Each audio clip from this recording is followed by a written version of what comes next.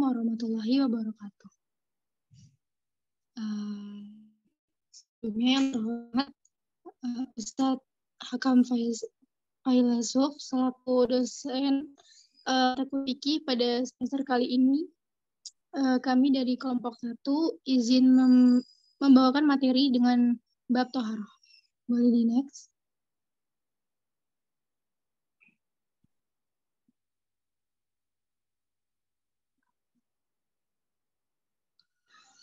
Jadi di kelompok 1 ini ada beranggotakan 5 orang, ada Dava, Raffi, Heti, Diva, dan Mudrika. Dava, Davi gitu ya. Dava, Davi, Diva. Oke, bismillahirrahmanirrahim. Mungkin kita langsung saja memulai presentasi dari kelompok 1 dengan pengertian Toharoh. Apa sih itu Toharoh?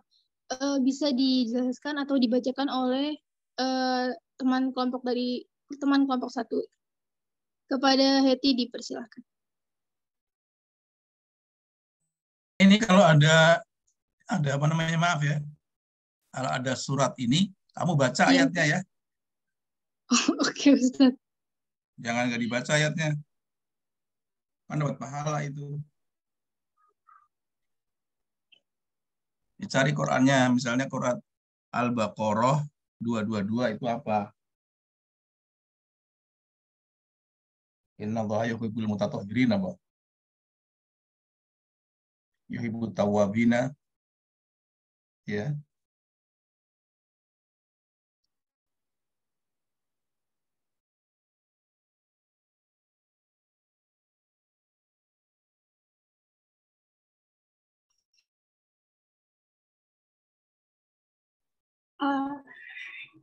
Makasih moderator atas kesempatannya. Untuk pengertian Toharoh dalam Quran Surat Al-Baqarah ayat 222, itu innallaha yuhibbut tawwabina wa yuhibbul mutatahhirin, yang artinya sesungguhnya Allah mencintai orang-orang yang bertaubat dan Ia mencintai orang-orang yang menyucikan diri, suci, bersih baik dari kotoran jasmani maupun kotoran rohani. Toharoh menurut bahasa artinya bersih, sedangkan menurut istilah syara, toharoh adalah mengangkat hadas atau menghilangkan najis. Selain itu, toharoh dapat juga diartikan mengerjakan pekerjaan yang membolehkan sholat berupa wudhu, mandi, tayamum, dan menghilangkan najis.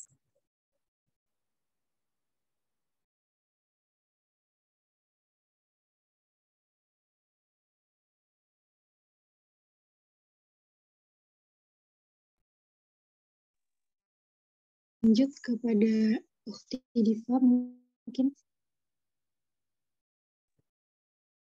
Ya, makasih kepada Ukti Mudrika atas kesempatannya. Selanjutnya yaitu macam-macam jenis air.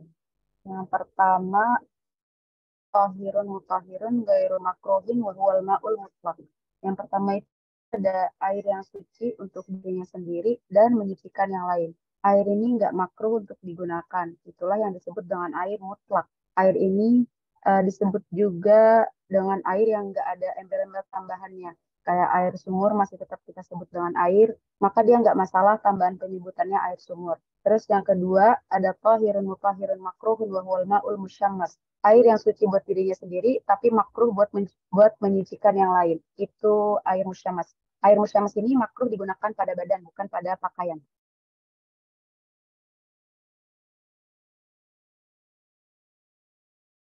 Boleh di next.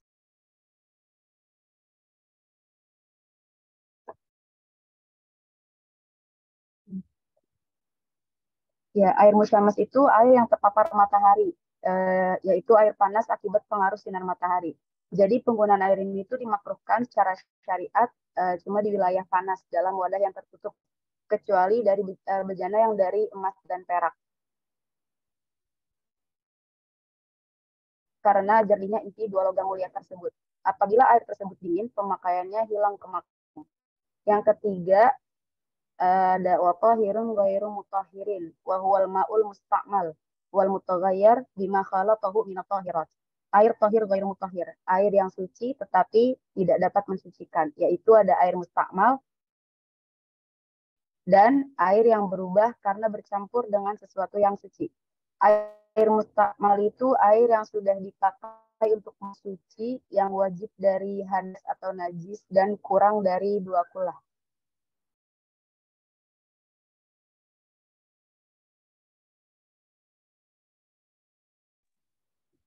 Lalu ada air yang kecampuran benda suci.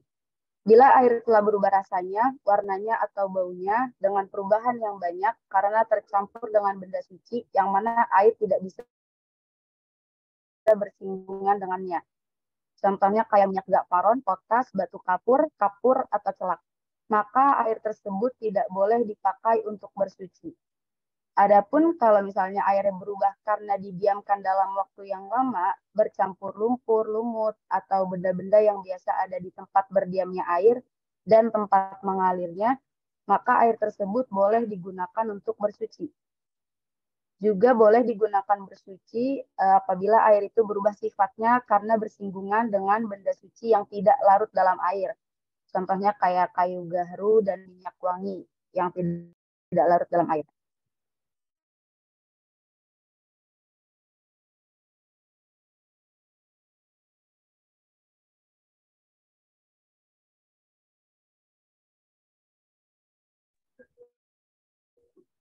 Lalu yang keempat, wa ma'un najisun wa huwa alladhi halat fihi najasatun wa huwa dunal qullataini aw kana qullataini fataghayyar. Air najis yaitu air yang kemasukan najis dan air tersebut kurang dari 2 kulah atau air tersebut sudah mencapai 2 kulah tapi dia berubah. Air sedikit dan banyak, air sedikit itu kurang dari 2 kulah dan air banyak itu lebih dari 2 kulah. Air sedikit jadi najis itu karena dia kejatuhan benda najis ke dalamnya meskipun nggak berubah. Sementara air banyak nggak menjadi najis dengan jatuhnya benda najis ke dalamnya, kecuali jika berubah. Abdullah bin Umar radhiyallahu anhu, ia berkata bahwa Rasulullah Shallallahu Alaihi Wasallam bersabda, jika air telah mencapai 2 kulah, maka nggak ada sesuatu apapun yang menajiskannya. Hadis riwayat Ibnu Majah nomor 124, Syekh Al-Albani mengatakan bahwa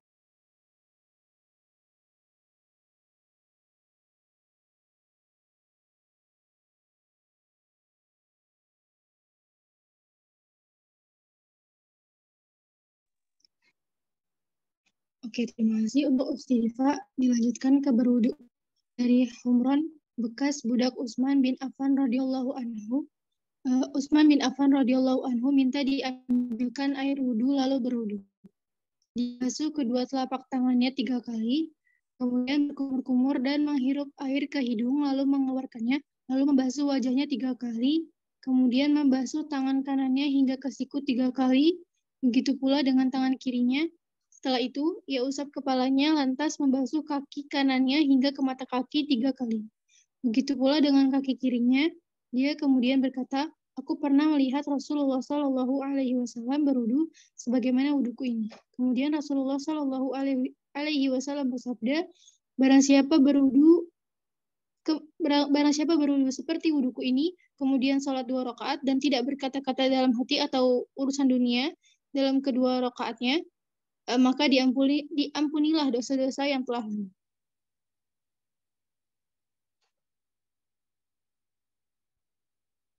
Lanjut pada tohara berikutnya yaitu tayamum kepada teman kelompok. Oke, baik. Selanjutnya yaitu tayamum. Tayamum ini adalah secara istilah sini al-mashu atau mengusap debu ke muka dan kedua tangan sampai sikut dengan rukun dan syarat tertentu. Nah, tayamum ini adalah pengganti wudhu dan mandi sebagai rukhsah atau keringanan untuk orang yang tidak dapat menggunakan air karena sebab-sebab tidak adanya air, atau sakit apabila menggunakan air, atau sedang dalam perjalanan, dan lain-lain.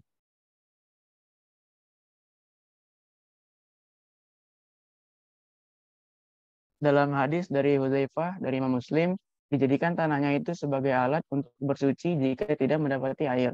Hadis riwayat Muslim nomor 522. Dari Ali radhiyallahu anhu dari Imam Ahmad, dijadikan debu untukku sebagai alat untuk bersuci. Hadis riwayat Ahmad Dan syarat hadis ini dhaif. Lalu selanjutnya ada syarat tayamum. Syarat tayamum itu yang pertama menggunakan tanah yang bersuci dan berdebu. Lalu yang kedua bersuci dari najis terlebih dahulu. Dan yang ketiga sudah masuk waktu sholat. Lalu yang keempat berusaha mencari air tapi tidak dapat. Lalu yang kelima tayamum hanya berlaku untuk satu kali sholat fardu.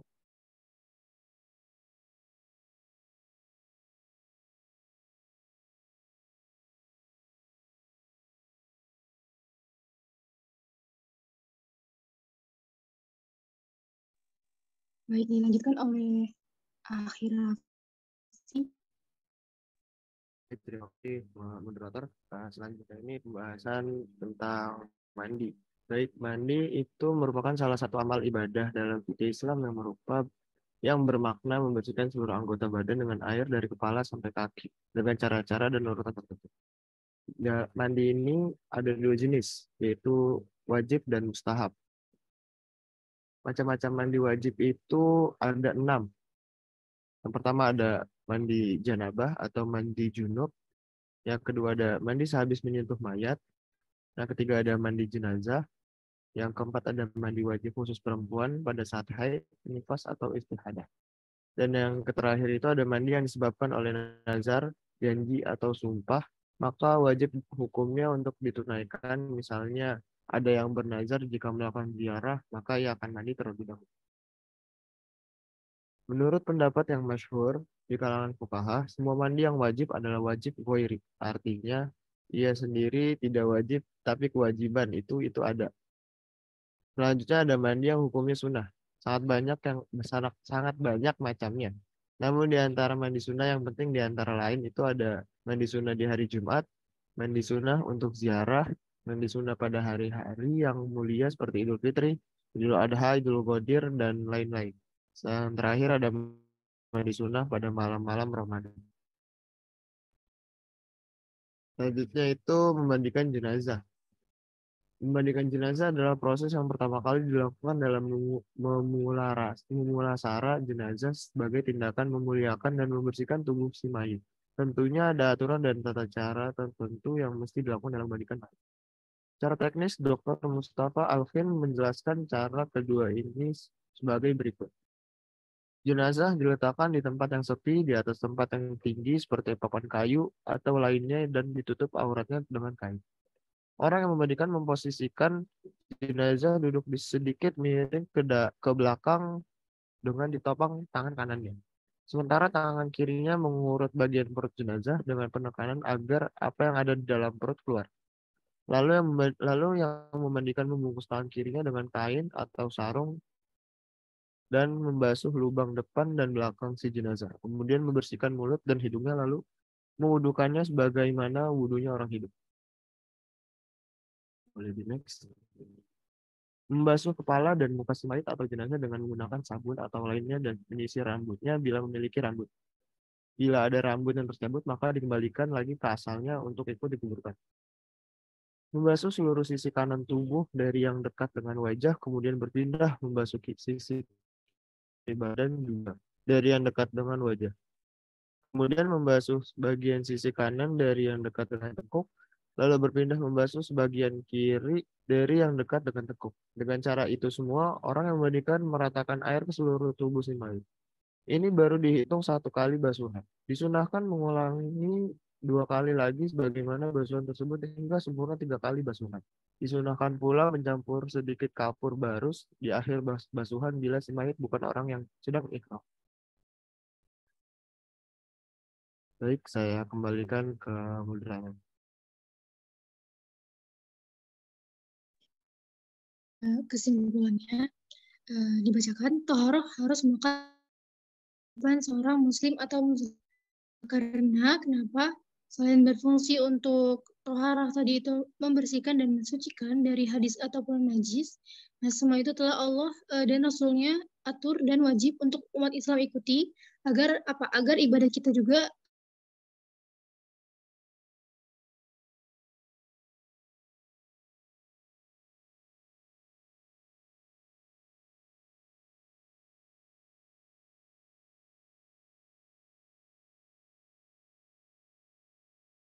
Kok nggak ada suaranya yang Mudrika?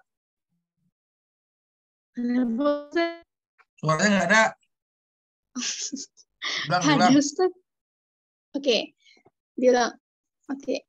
Jadi di sini ada kesimpulannya yang kami dapatkan dari bab toharo ini, bahwa toharo itu harus melekat pada kehidupan seorang muslim atau muslimah. Kenapa?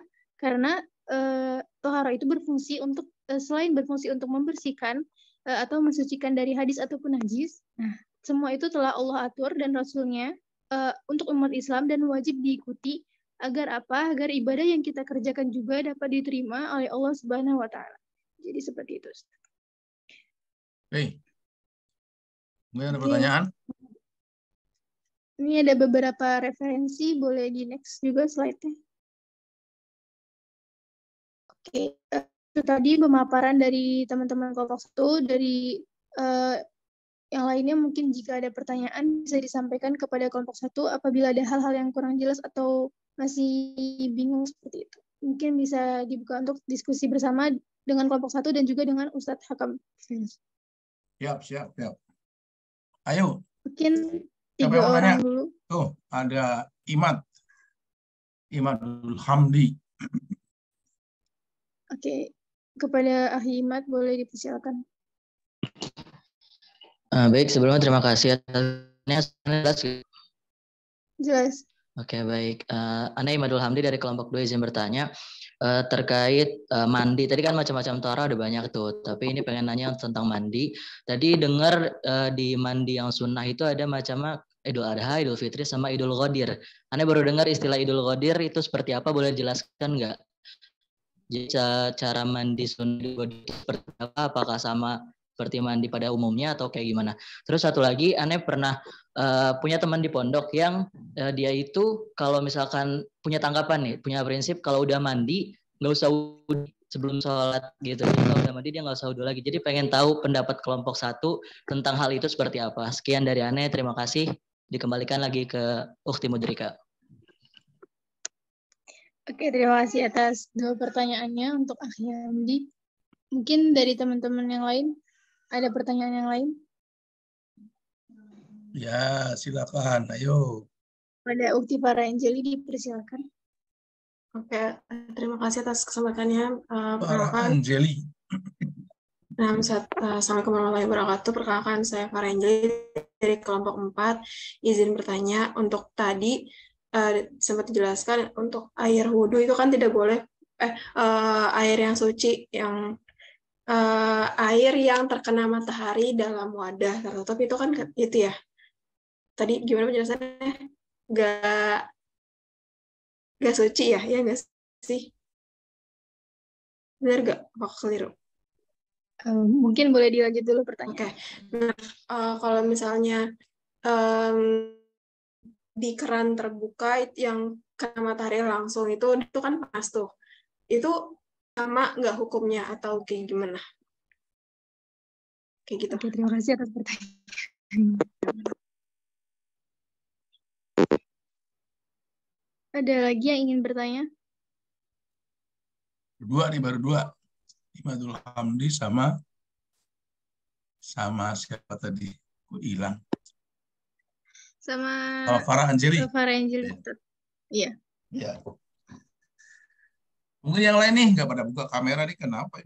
Nggak asik nih kawan. Iya. Ada Haidar Hamdi mungkin dipersilakan. Haidar Hamdi.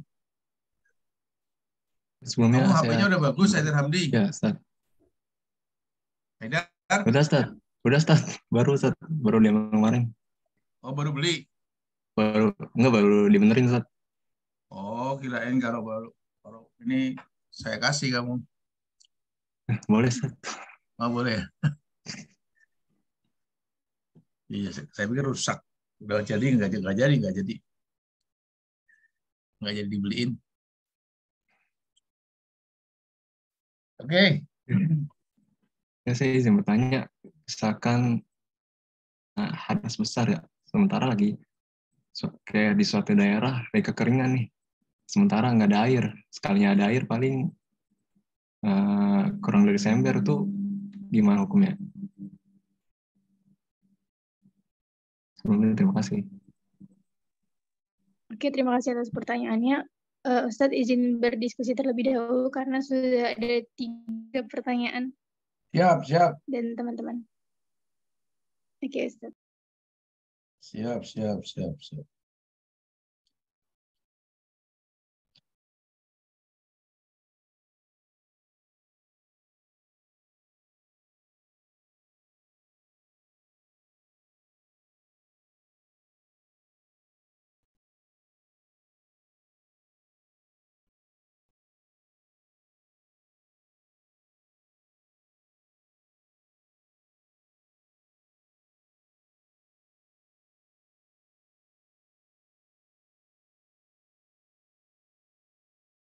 Dijelaskan oleh guru-guru. Ya, ini yang dari saya ini sesuatu yang unik-unik. Yang kadang dilewatkan oleh guru, kadang-kadang. Oke, ditunggu ya jawabannya. Nailul Qadir gitu. Ya, terima kasih atas jawabannya. Karena kan kita tidak merayakan hal itu tersebut ya. Nah, terus kalau misalkan dari teman-teman tanya gimana sih mandi untuk Idul Fitri gitu ya, pasti itu kan kadang di hari-hari raya itu kan disunahkan untuk kita mandi ya. Nah, itu ada disunahkan untuk mandinya itu seperti berhias diri dan memakai pakaian yang terbaik. Lalu makan sebelum sholat Idul Fitri kan biasanya kan kayak gitu kan sunah-sunahnya. Jadi seperti kita mandi untuk mensucikan diri kita gitu, akan melakukan ibadah yaitu sholat Idul Fitri gitu atau Idul Adha. Seperti itu mungkin untuk terkait mandi dilakukan pada hari raya. Dan untuk pertanyaan kedua terkait pendapat yang bagaimana tadi sholat tidak wudu ya atau gimana? Akhirnya Iya, teman aneh ada yang bilang dia kalau udah habis mandi dia nggak perlu wudhu lagi sebelum sholat. Jadi karena mandi itu kan udah menyeluruh, sedangkan wudhu hanya sebagian anggota tubuh. Jadi menurut dia nggak apa-apa mandi aja, nggak usah wudhu gitu. Oke, mungkin ini baru terdengar di kelompok kami ya, mungkin. Tapi untuk seperti ini kami pasti akan mengembalikan kepada ajaran yang lebih tepat, yaitu dari Rasulullah SAW dan ya dari beliau kayak gitu. Karena kalau misalkan dari Rasulullah sudah menyuruh gitu ya, menyuruh kita untuk melaksanakan wudhu, ya udah kenapa kita harus ribet untuk melakukan hal yang lain kayak gitu. Misalkan kayak mandi sama wudhu kan namanya beda kayak gitu ya. Kalau misalkan bayangin aja setiap sholat kita mandi, kan nggak mungkin kita mandi 5 kali sehari kayak gitu. Ya kan pasti telah dimudahkan oleh dengan wudhu gitu. Kenapa harus dipersulit dengan seperti itu? Mungkin Izin itu ya menanggapi, jawaban. Apa? Oh iya, maksudnya bukan, malah menurut Anda itu bukan mempersulit ya. Maksudnya kan misalnya kita sambil mandi sore nih sebelum asar. Nah terus kita mandi. Nah mungkin teman Anda itu mikir nggak usah wudhu lagi, ngapain kan udah mandi gitu. Makanya dia menganggap itu untuk mempermudah gitu. Oh, kalau misalkan pas mandi udah wudhu sih dan wudhunya masih terjaga dan tidak batal ya, tidak mengapa ya. Seperti itu sih pikiran dari kami ya, akhirnya. Oke, syukran Ufti dan kelompok 1. Oke, mungkin dari segala kekurangan jawaban dikembalikan kepada kesalahannya hanya milik kami bersama dan kebenaran hanya milik Allah. Ada tambahan dari Ustadz Cakam atau dari teman-teman lain ada tambah mungkin sudah cukup ya sesi pertanyaannya.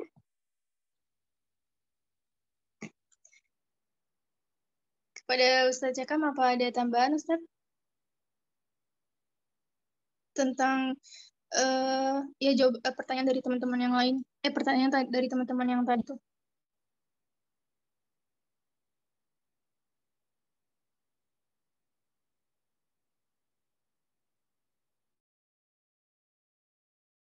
Kita sambil menunggu Ustadznya aja.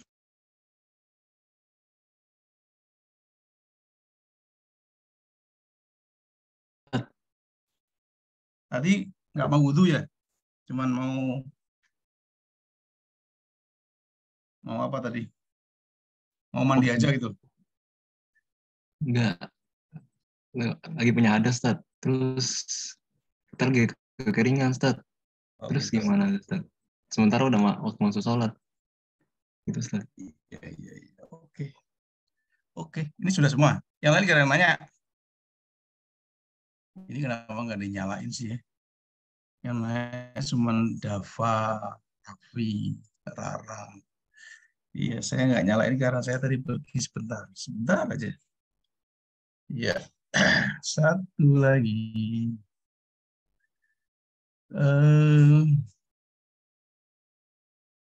Oke, ya. Jadi di dalam Islam ya, toharoh itu merupakan hal yang paling prinsip ya. Karena semua ibadah itu diawali dengan toharoh, ya. Diawali dengan toharoh. Nah, toharoh itu apa?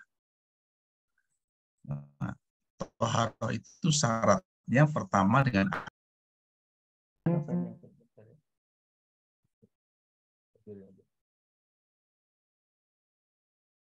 toharoh itu syarat pertamanya dengan air ya. Syarat pertama dengan air.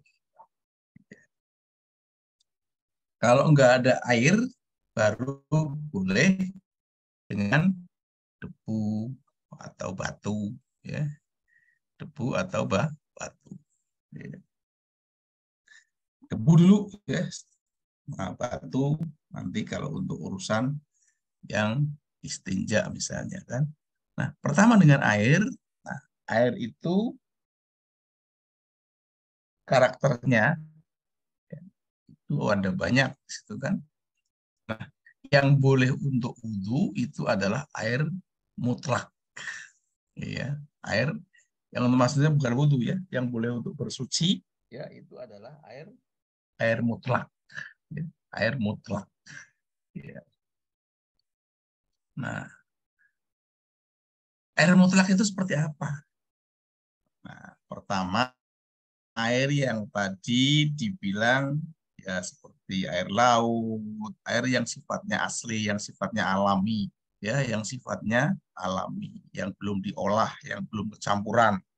Nah, oleh karena itu, air yang seperti itu disebut ma'ut tahur, ya, yang tohirun wa mutatohirun. Ya. Tohur itu artinya tohirun wa mutatohirun. Artinya air yang suci dan mensucikan. Nah, seperti kemarin saya bilang kan misalnya, seperti misalnya aqua. Aqua apakah boleh untuk wudhu? Nah, di situ ada berbagai macam pendapat. Karena apa? Karena aqua sebenarnya sudah kecampuran.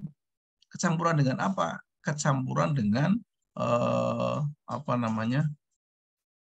Ini apa namanya? Pewarna air. Pewarna air. Ya. Kalau air teh kan jelas, ya jelas tidak boleh untuk wudhu karena rasanya sudah beda, warnanya beda, ya jelas itu kan, itu air yang suci tapi tidak mensucikan. Ya, jadi kita tidak boleh mandi pakai air teh, kita tidak boleh wudhu pakai air teh, air kopi juga sama ya, jelas tidak boleh, itu suci tapi sudah ada tindakan sehingga tidak mensucikan. Nah, satu kan. Terus seperti aqua misalnya, aqua itu ada beberapa pendapat. Kenapa? Karena ternyata warnanya nggak berubah, warnanya bening, ya. Tetapi dalam kenyataannya dia sudah dicampur dengan kapurit misalnya, dicampur dengan zat pewarna atau rasa. Contoh ya, kenapa rasa apa namanya le mineral, rasa aqua, terus rasa-rasa lagi yang lain itu rasanya beda-beda. Karena di situ air itu sudah ada tindakan, sudah ada perlakuan yang menimbulkan air itu berasa. Nah, sekarang air itu kan dalam satu apa namanya satu botol misalnya kan. Nah, sekarang satu botol itu bisa disebut dengan air mustakmal juga bisa ya. Air mustakmal termasuk air yang sudah dipakai ya, sudah dipakai air mustakmal. Itu kalau jumlahnya sedikit, ya disebut mustakmal itu kalau jumlahnya sedikit. Tapi kalau jumlahnya lebih dari 2 kulah, ya, itu tetap saja boleh untuk bersuci. Nah, apalagi lebih dari 2 kulah, ya kan? Disebut ma'ul musyammas itu kalau airnya sedikit juga. Banyak, ya, airnya banyak. 1 kali misalnya itu kan panas semua itu kan. 1 kali itu kan 1 sungai maksudnya. Ya. Kan kena matahari semua kan, panas semua kan, itu tetap aja nggak masalah. Itu namanya bukan ma'ul mustakmal atau ma'ul musyammas. Termasuk air keran. Air keran itu punya bejana, ya, bejana berhubungan dengan ribuan ribuan kubik, nggak masalah. Ya, dia punya bejana berhubungan, ya, punya bejana, ya, dan dia air mengalir. Itu nggak masalah, ya. Itu tidak disebut dengan ma'ul musyammas, enggak, ya, walaupun dia panas. Termasuk air sungai. Air sungai yang panas, air lewat yang panas itu bukan ma'ul musyammas. Bukan ma'ul musyammas, bukan. Yang disebut ma'ul musyammas itu adalah air yang ada di dalam bejana, dalam baskom misalnya, ya kan. Nah, itu disebut seperti itu. Dan itu makruh dipakai apabila kena matahari. Ya, karena apa? Nah, itu disebut ma'ul musyammas. Sekarang, ya kan, kalau misalnya ada orang kencing di atas, ya, orang kencing di atas sungai, ya, misalnya Anda kencing di mana, sungai yang sebelah atas, kemudian di bawahnya boleh untuk wudhu, boleh, walaupun kena air kencing di atasnya, ya kan, boleh untuk air wudhu, boleh, untuk mandi, boleh, karena apa? Karena jumlahnya lebih dari 2 kulah, lebih banyak kan, ya kan. Jangankan maaf kata nih, kayak kiai saya, misalnya kata kiai saya kan, kita sedang berwudu, ya, tiba-tiba lewat itu kotoran manusia di situ, ces gitu lewat kan, wudunya boleh nggak? Ya boleh, orang airnya banyak, ya, airnya banyak sekali, 1 sungai, ya kan. Nah, seperti itu. Sebentar ya, satu lagi sebentar, saya akan ngomong sebentar.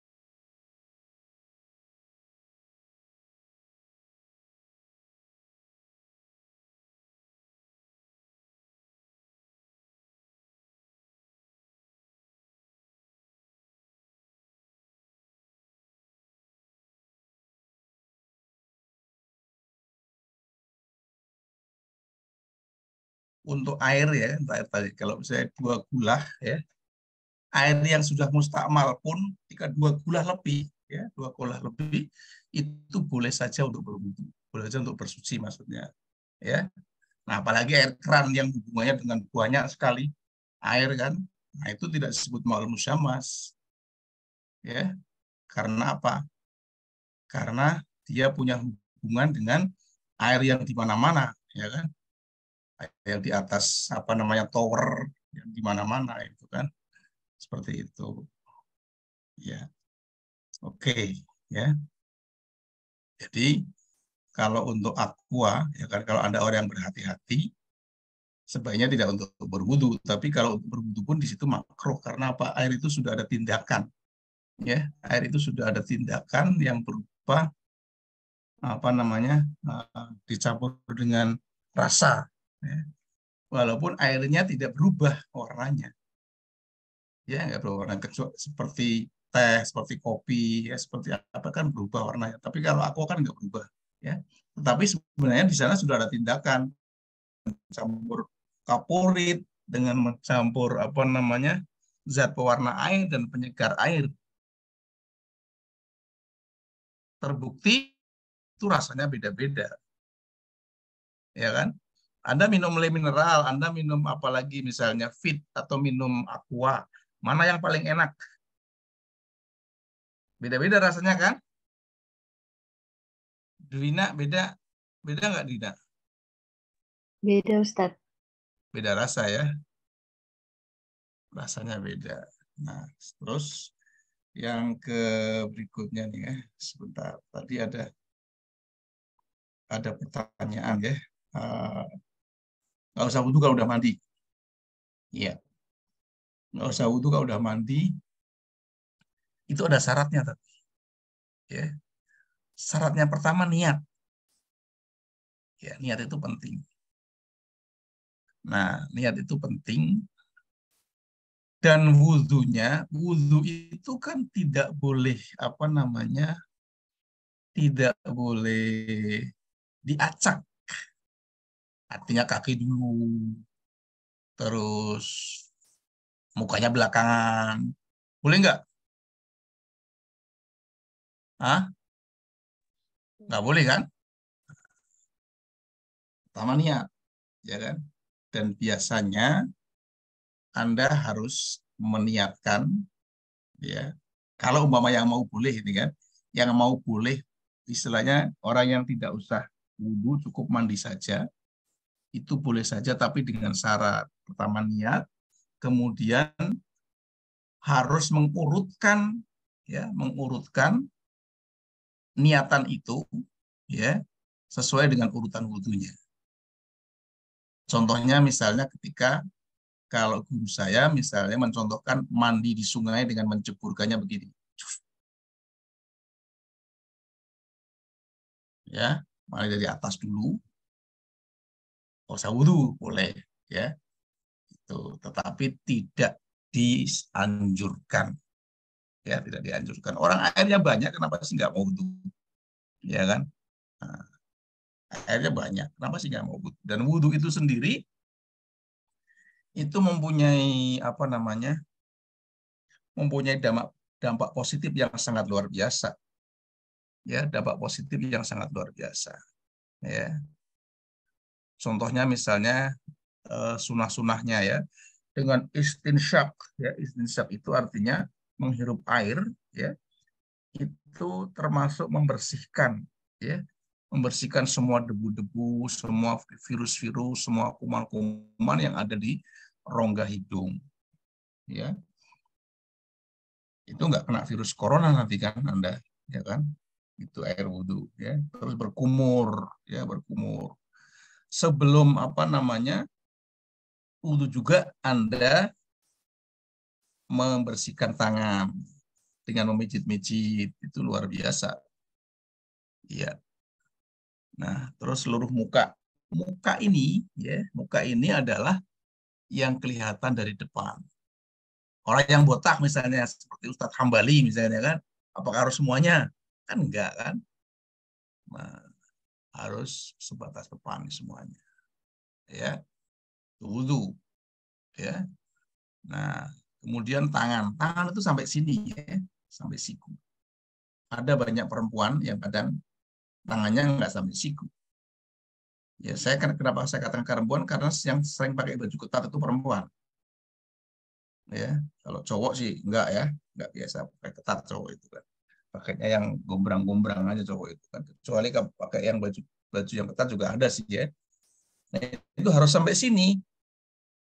Ini batasnya ya, sampai sini semuanya. Itu tangan. Iya. Nah, tangan. Terus kalau misalnya Anda berwudunya dengan madhab siapa, ada yang cukup diusap. Ini diusap bukan rambutnya ya. Diusap kepalanya. Kepala itu artinya bukan rambut. Jadi Anda harus masuk airnya ke sini. Ya, harus masuk ke kepala. Bukan rambut, ya. Bukan rambut. Perhatikan ya, bukan rambut. Wamsahu biru'usikum. Dan bilaslah atau usaplah ya kepala, sebagian kepala atau seluruhnya. Ya. Kalau berdasarkan Anda silakan banyak madhab di situ ya. Kita Imam Syafi'i misalnya cukup dengan sebagian saja di atas atau di sini di belakang, tapi bukan rambutnya ya, bukan rambutnya. Yang diusap itu adalah kepalanya. Hari ini saya melihat beberapa orang, ya kan, itu yang diusap rambutnya. Ya, yang diusap itu rambutnya. Apalagi perempuan dengan buka kerudungnya sedikit, rambutnya cuma diusapnya sedikit gitu loh. Iya, karena takut terlihat wajahnya karena kerudungnya masih menempel. Ya. Nah, itu maka Anda harus perhatikan itu kan. Nah, termasuk kaki juga, kaki itu harus sampai mata kaki. Mata kaki. Telinga ini kan sunnah nih kan. Nah, tetapi dengan memijit-mijit itu akan menghilangkan penyakit stroke ini. Ya. Akan menghilangkan penyakit stroke. Ya kan? Nah, silahkan itu wudhu ya, wudhu. Terus mandi. Yang belakangan ya, mandi itu tadi dikatakan banyak sekali ya. Banyak sekali mandi itu hukumnya banyak sekali.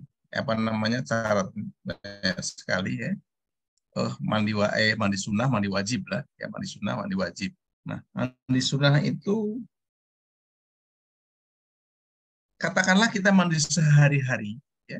Itu juga bisa dianggap mandi sunnah. Iya. Dianggap mandi sunnah. Kenapa?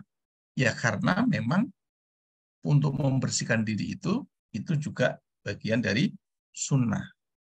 Nah, oleh karena itu mandi sholat Jumat, ya, mau sholat Jumat sunnah mandi. Sore, pagi Anda juga sunnah mandi. Kenapa? Diniatkan di situ untuk membersihkan diri, bukan mensucikan diri, membersihkan diri. Ya. Bukan mensucikan diri, tapi membersihkan diri. Nah, tapi kalau mandi wajib itu untuk mensucikan diri. Nah, mandi wajib itu ada sebabnya. Kenapa wajib mandi? Nah, pertama, tadi disebutkan sama teman Anda, ada janabah. Janabah itu apa saja? Nah, itu yang kadang tidak dijelaskan ya. Kenapa ada janabah? Ya. Anda junub itu apa saja? Nah, antara lain di sini coba saya lihat di sini ada janabah ya. Mana tadi punya Anda ininya?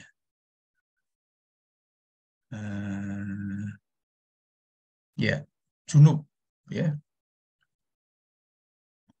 Ini kenapa Anda mengambilnya dari referensi Syiah ini kan ada Idul Qadir juga itu kan. Iya. Janabah ya. Dalam fikih Syiah mandi wajib. Menyentuh mayat juga tidak wajib itu untuk mandi ya. Nah, yang mandi kita punya janabah ya dan mandi jenazah ya. yaitu wajib. Nah, sekarang junub itu sendiri, ya.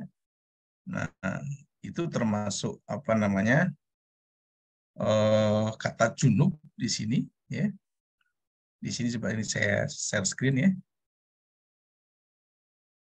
Nah, ini ya. Ini ya, kalau mandi sehabis menyentuh mayat, ya, ini di Imam Syafi'i nggak wajib ini. Cuman mandi biasa, mandi sunnah nggak apa-apa, ya nggak wajib. Ya, wajib. Ini kenapa Anda mengambilnya Syiah ya? Ya. Nah, mandi janabah. Nah, ini yang perlu diketahui ya. Saya pernah nanya ya sama kiai saya, sama guru saya, ya kan. Kenapa kita disebut apa yang junub? Ya. Batas-batasnya sampai mana? Ya kan. Nah, kalau laki-laki misalnya, ya kan, dia mengeluarkan sperma, ya, mengeluarkan sperma. Termasuk mandi jenazah ini juga ya, karena orang yang meninggal, khususnya laki-laki, ya, itu pasti mengeluarkan sperma. Pasti mengeluarkan sperma. Jadi orang yang meninggal itu, ya, itu pasti mengeluarkan sperma, khusus laki-laki, ya, pasti mengeluarkan sperma. Jadi kalau ada orang bunuh diri apa itu pasti mengeluarkan sperma. Ya. Orang yang mati biasa pun itu mengeluarkan sperma. Karena proses kematian itu adalah proses yang sangat berat, ya, sangat berat bagi seseorang, ya, ya, itu sehingga mengeluarkan sperma. Nah, junub misalnya kan, ini hubungan suami istri, ya, hubungan suami istri. Nah, pertanyaannya, sebatas mana hubungan suami istri? Ya, sebatas mana hubungan suami istri itu? Ya kan? Misal, ya, misal saja, ya. Misal saja nih kan, ini tidak bicara jorok ini ya, ini bicara edukasi, ya, bicara edukasi. Anda ya sudah mau melakukan hubungan suami istri, ya. Nah, ini saya sampaikan karena ini tidak bicara jorok ya.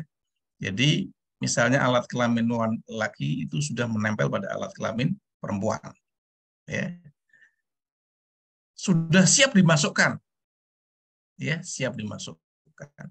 Ini saya belajar dari guru saya. Ya, ini yang makanya tadi saya bilang sesuatu yang perlu saya sampaikan, tapi yang jarang-jarang disampaikan oleh orang. Ya kan? Sebatas mana itu disebut jima? Sebatas mana? Batasnya adalah apabila seluruh kepala punya alat kelamin laki-laki sudah masuk tenggelam semuanya. Itu batasnya. Ya.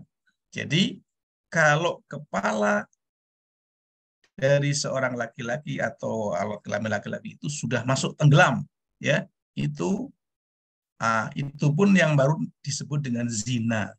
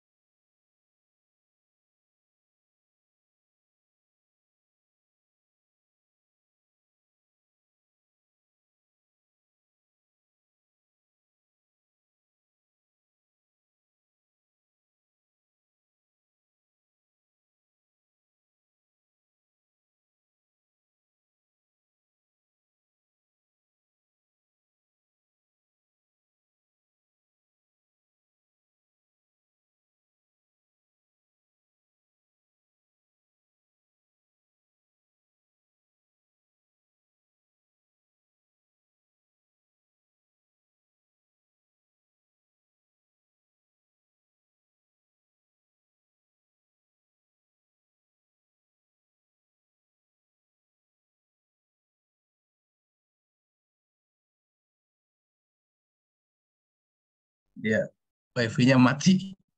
Iya, lagi asik-asiknya mati lagi. Iya. Mana tadi siapa namanya? Raffi. Raffi kemana nih? Iya, nih. Iya. Jadi sebentar saya tutup dulu ini ya.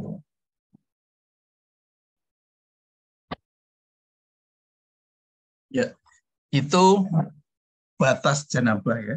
Jadi kalau memang misalnya baru separuh aja itu kan, nah, baru separuh aja, terus tiba-tiba ada kebakaran gitu kan, nah, tiba-tiba ada orang manggil, tiba-tiba anaknya manggil gitu kan, tiba-tiba ada ibunya manggil-manggil, kemudian kan dicopot lagi. Nah, di situ belum mandi wajib ya, Anda belum diwajibkan mandi karena apa, janabahnya tidak sempurna ya. Nah, itu batas-batas seperti itu nggak dijelaskan sama guru-guru kadang ya, batas-batas seperti itu nggak dijelaskan. Kenapa nggak dijelaskan? Mungkin dianggap saru, mungkin dianggap apa namanya, tabu ya. Nah, termasuk misalnya batasan zina itu di mana sih gitu kan. Nah, batasan zina juga di situ. Jadi kalau sudah kepalanya tenggelam semua, baru itu disebut dengan zina. Zina kubro maksudnya ya. Nah, ini yang apa namanya, Anda harus tahu. Jadi kalau misalnya baru nempel saja, terus itu belum apa-apa ya kan, ya sudah apa namanya, ada sesuatu yang menghalangi kita untuk melanjutkan, itu tidak wajib mandi. Ya, maka di situ disebut dengan mandi janabah itu kan, mandi junub ya, seperti itu. Itu apa namanya, junubnya sampai sebatas mana gitu. Itu yang hari ini kadang Anda tidak dijelaskan sama gurunya. Dijelaskan enggak, Raffi, belajar sama gurunya?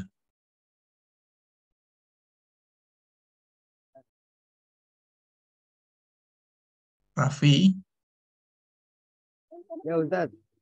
Raffi sudah pernah belajar ya jenabah itu belajar, tapi kadang gurunya nggak menjelaskan sampai di situ, ya. Gurunya itu tidak menjelaskan, ya, nggak menjelaskan sampai ke sana enggak ya. Jadi kalau misalnya saya sudah wajib mandi itu belum, misalnya kan, orang baru nempel dikit doang, ya kan, itu seperti itu ya, baru nempel dikit saja, ini kan, ini konsumsi orang-orang dewasa nih kan, ya. Anda sudah dewasa kan? Sudah dewasa belum, Raffi? Apa Ustaz? Udah dewasa belum?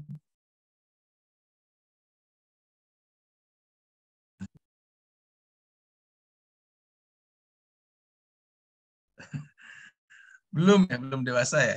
Sudah, Ustaz. Oh, sudah. Ini Fiska, udah dewasa Fiska? Udah mau 20, Ustaz. Udah mau 20 ya. Jadi kepala laki-laki tahu kan? Hah? Tahu kepala laki-laki tahu kan? Iya, biasa disebut kalau dalam bahasa Inggris disebut dengan gland.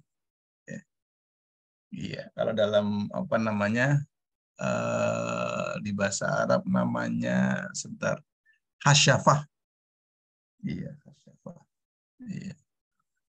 Nah, itu kalau hasyafahnya itu belum seluruhnya masuk, itu belum dinamakan junub. Ya, nah seperti itu ya. Nah, kecuali kalau sudah keluar sperma, beda lagi. Ya, beda lagi kalau sudah keluar sperma. Ya, seperti itu ya. Nah, ini kalau yang mandi habis menyentuh mayat, ini dalam apa namanya, ahli sunnah nggak ada ini. Ya. Jadi kalau misalnya saya memandikan mayat, gitu kan, mandi wajib nggak perlu. Ya. Nah, termasuk mandi jenazah ini wajib, ya, wajib kalau bukan misalnya mati syahid. Ya, kalau mati syahid nggak apa-apa. Ya, Anda mati syahid nggak perlu dimandikan, ya, nggak masalah ya, cukup dikubur saja. Ini haid, nifas, istihadah, ini Anda harus tahu mana darah nifas,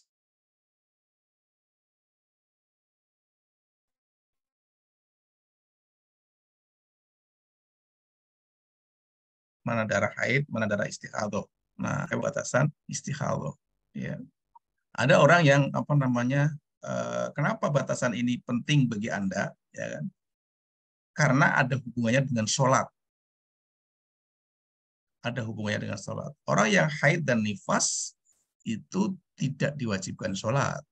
Tapi kalau istikhadah, ya, itu kan darah penyakit, ya, itu harus tetap sholat.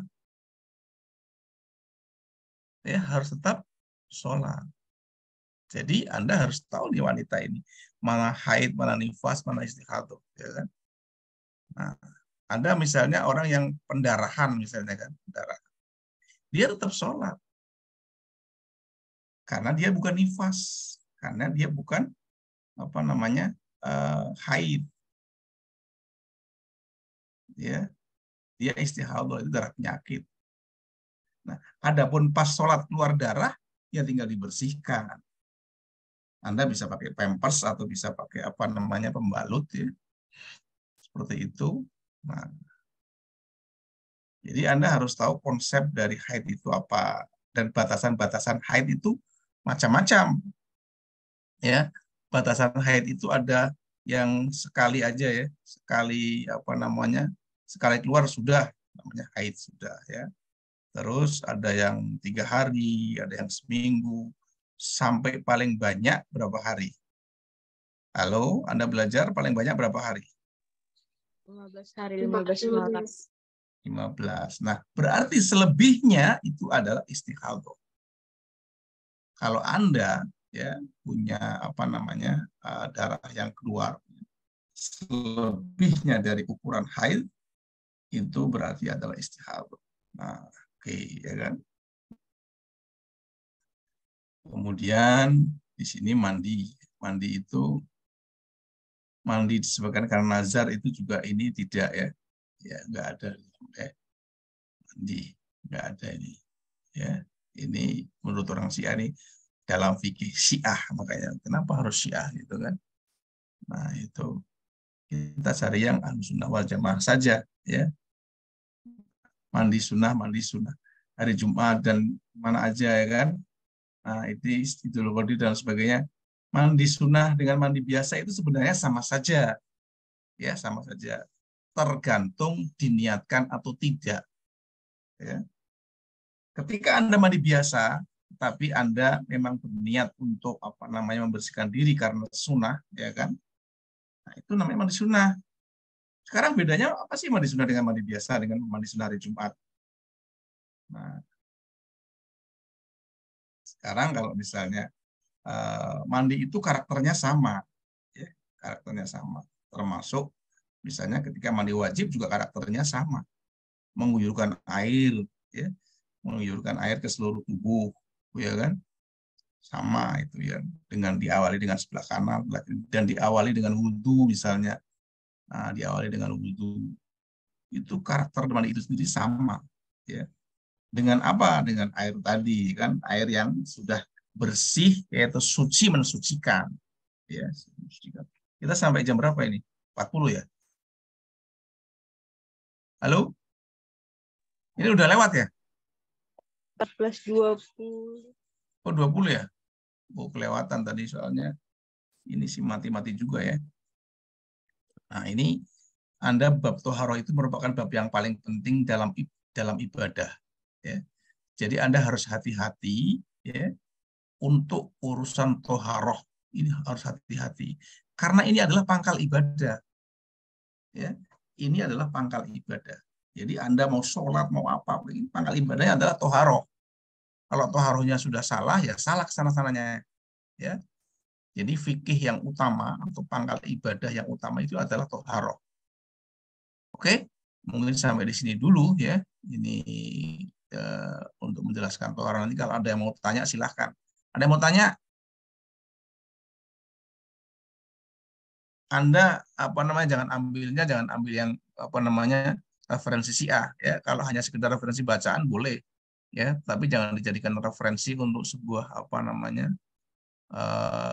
ibadah kita, karena ibadah kita mengikuti Ahlussunnah wal Jamaah, ya.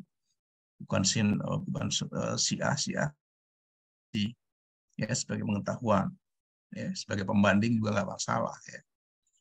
Tapi tidak diyakini ya, atau tidak untuk dijadikan referensi untuk ibadah kita. Ada yang mau nanya? Naswa, Duwina, Rosa? Ini tempat saya kok tiba-tiba mati, itu apa tadi? Oke. Sudah ya? Aji mau tanya nggak, Aji? Enggak. Sabrina udah tahu batas-batasnya, Sabrina? Hah?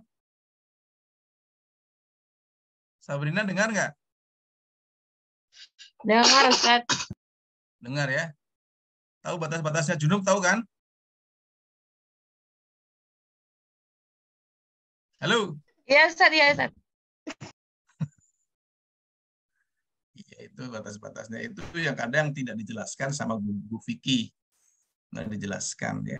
Itu. Makanya saya